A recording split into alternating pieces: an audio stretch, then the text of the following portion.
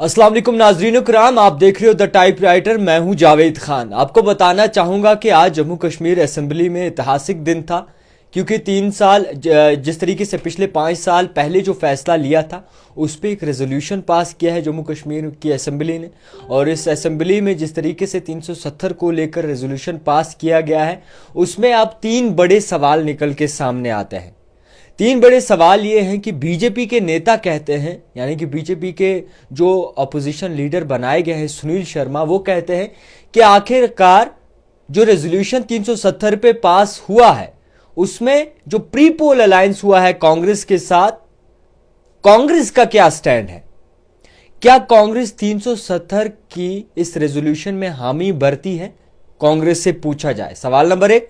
सवाल नंबर 2 कि जो कुछ नंबर्स बाकायदा तौर पर नेशनल कॉन्फ्रेंस के साथ मिले हैं, अलायंस की है, उनसे पूछा जाए कि क्या वो 370 के साथ हैं। और इसी के साथ आम आदमी पार्टी से पूछा जाए, केजरीवाल की पार्टी से पूछा जाए कि वो 370 पे क्या स्टैंड रखते हैं, क्योंकि इससे पहले 370 पे उन्होंने वोट दिया था पार्लियामेंट में गिराने के वक्त, और आज 370 पे क्या स्टैंड रखती है। ये सबसे बड़ा सवाल है। और अगर वो हामी भरते हैं तो जनाब ये समझो कि ठीक ठाक माहौल, अगर हामी नहीं भरते तो मान लीजिए कि सरकार जो है वो डगमगाए जरूर की। तो फिलहाल के तौर पर जितने भी नाजरीन इस वक्त हमें देख रहे हैं, 370 पे आज रेजोल्यूशन जो पास हुआ उसमें सवाल ये भी है कि वहीदुर रहमान पर्रा जो कि पीडीपी के एक एमएलए हैं, उनके रेजोल्यूशन में और जो नेशनल कॉन्फ्रेंस के deputy chief minister Surendra Choudhary ने रेजोल्यूशन दिया है, फर्क क्या है। क्या वहीदुर रहमान पर्रा का जो रेजोल्यूशन है वो उन्होंने आर्टिकल 370 की रेजोल्यूशन जो है पास की है और नेशनल कॉन्फ्रेंस ने भी वही किया है। अब फर्क क्या है वो भी देखना चाहिए। और जिस तरीके से 2 रेजोल्यूशन यहां पे रखे गए, इस वक्त बड़े वायरल हो रहे हैं, ट्विटर पर जब आप देखेंगे, एक्स पर जब आप देखेंगे, उसमें फर्क क्या है यह भी समझना चाहिए। स्पेशल स्टेटस की मांग की है और इसी के साथ साथ वहीदुर रहमान पर्रा का जो रेजोल्यूशन है उन्होंने 370 की वापसी की मांग की है, जो पहला 370 हटाया गया था। और यहां पर स्पेशल स्टेटस की मांग 35A की मांग भी की गई है। तो फर्क आखिरकार क्या है, इस वक्त चर्चा अरूज पर है मेरे भाइयों मेरी बहनों। जिस तरीके से इस वक्त हालात बने हैं, जिस तरीके से इस वक्त 370 की एक पर्चा पास हुआ है, उसे लेकर कहीं ना कहीं अब सवाल उठना शुरू हो चुके हैं। और जो ये सवाल है, ये काफी ज्यादा सवाल अब नेशनल कॉन्फ्रेंस के लिए भी खड़े हो रहे हैं। और ये नेशनल कॉन्फ्रेंस के लिए नहीं बल्कि कांग्रेस के लिए, आम आदमी पार्टी के लिए खड़े हो रहे कि क्या कांग्रेस और आम आदमी पार्टी इस रेजोल्यूशन में हामी भरती है। और अगर भरती है तो जनाब बयां हो जाए। तारिक हमीद कर्रा कहते हैं कि स्टेटहुड पर हम हामी भरेंगे। तो 370 यानी कि जो शुद्ध, क्लियर और क्लियरिटी जो 370 की थी, क्या उस पर 370 पर हामी कांग्रेस भरेगी? क्या उस हामी कांग्रेस के साथ साथ आम आदमी पार्टी भरेगी? यह सबसे बड़ा सवाल है।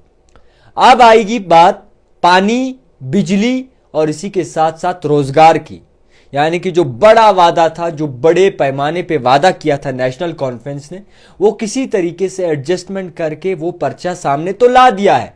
मगर अब बात यहां पानी की बनती है, बिजली की बनती है, रोजगार की बनती है कि आखिरकार अब नेशनल कॉन्फ्रेंस जो है क्या वो वादा अपना मुकम्मल कर पाएगी, और कर पाएगी तो आखिरकार रोड मैप क्या है, और जिस तरीके से रोड मैप अगर दिखाती है तो किस तरीके से आखिर दे पाएगी। ये सबसे बड़ा सवाल है। रेजोल्यूशन सबसे पहले स्टेट हुड पे पास करना, ये तो मुख्तलिफ बीजेपी के नेता भी कहते हैं अप्रोप्रिएट टाइम। खैर, उनका अप्रोप्रिएट टाइम अभी आया नहीं, मगर जिस तरीके से इस वक्त निज़ाम चल रहा है, कश्मीरी लोग बड़े परेशान हो गए कि आखिरकार ये गेम क्या है और किस तरीके से ये गेम खेली जा रही है, इसका मास्टरमाइंड कौन है, इसका खिलाड़ी कौन है, और क्या ये पर्चा जो इस वक्त लहराया जा रहा है ये सिर्फ दिखावा है। इस पर्चे को जब आप पढ़ेंगे, 370 के रेजोल्यूशन को जब आप एक साइड रखेंगे और वहीदुर रहमान पर्रा का जो रेजोल्यूशन है जब आप वो दूसरे साइड रखेंगे, तो आप सब समझ जाएंगे कि आखिरकार ये पर्चा क्यों सामने आया असेंबली में। और आज जम्मू कश्मीर असेंबली में बीजेपी के जितने भी लेजिस्लेटर्स हैं उन्होंने हाथापाई पे आ गए और जय श्री राम या फिर जय माता दी के नारे जो है वो लगने लगे। तो फिलहाल के तौर पर जिस तरीके से इस वक्त बाकायदा तौर पर निज़ाम चल रहा है, उम्मीद करते हैं कि जम्मू कश्मीर की आवाम के लिए अच्छे दिन आएंगे, रोज़गार अच्छे से मिलेगा, जितने भी महकमे काम कर रहे हैं उनकी बात होगी, पानी बिजली की बात होगी और बाकी चीज़ों की बात होगी। और इसी तरीके से एक और बड़ा वादा कि जेलों में जवान काफ़ी ज़्यादा बंद हैं, बेबुनियाद उन्हें बंद किया गया है, काफ़ी अरसे से बंद है, उनकी बात होगी।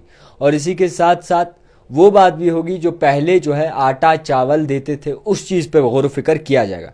फिलहाल सबसे बड़ी खबर है रेजोल्यूशन जो है पास हो गया है। अब रेजोल्यूशन पास करने का मुद्दा मकसद ये था कि दिखाना है ज़रूर कि जम्मू कश्मीर की आवाम को कि असेंबली में सबसे पहला रेजोल्यूशन जो है वो जम्मू कश्मीर की असेंबली ने पास किया है, यानी कि रद्द किया है जो डिसीजन 2019 5 अगस्त को लिया गया था। अब जब ये बात पार्लियामेंट में पहुंचेगी तो वहाँ से एक इफ़ेक्ट पड़ेगा कि हाँ जी जनाब, जितने भी जम्मू कश्मीर के असेंबली के लेजिस्लेटर्स हैं उन्होंने इस बात पे साइन किया है कि 370 यहाँ से हटाया जो गया वो गैर कानूनी है।